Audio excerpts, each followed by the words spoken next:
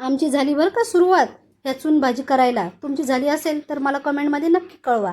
तर ही भाजी कशा पद्धतीने बनवते ना ते मी आज तुम्हाला दाखवते.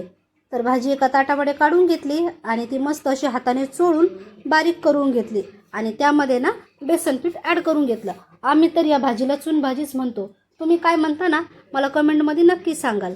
ही भाजी ना खायला एकदम भन्नाट अशी लागते. तुम्ही बनवत असाल तर मला देखील सांगा. भाजी आणि बेसन पीठ दोन्ही मस्त असं ॲड करून घेतलं आणि साईडला ठेवून दिलं. आता यासाठी लागणारं साहित्य मी सगळं कट करून घेतलं.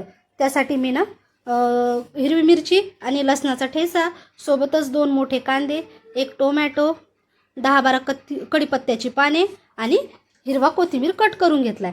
आता कढईमध्ये ना 2 पळ्या तेल घालून तेल मस्त कडकडीत गरम झाले की त्यामध्ये जिरं आणि मोहरीचा तडका मारून घेतला.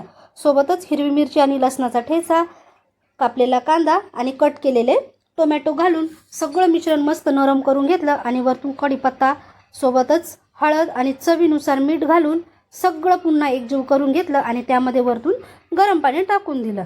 आता पाणी मस्त उकळी आलं की वरतून हिरवागार कोथिंबीर घातला आणि एका हातामध्ये आपली रई किंवा चम्मच आणि एका हातामध्ये भाजी अशी ही फेटत टाकायची, जेणेकरून बेसन पिठाच्या गाठी बनत नाही.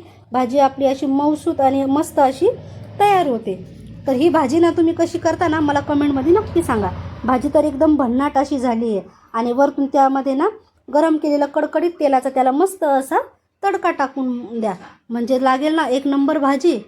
आणि त्यासोबत मग कैरी आणि पापड दोन्हीचा मस्त असा संगम. भाजी कशी वाटली ना मला कमेंटमध्ये नक्की सांगा.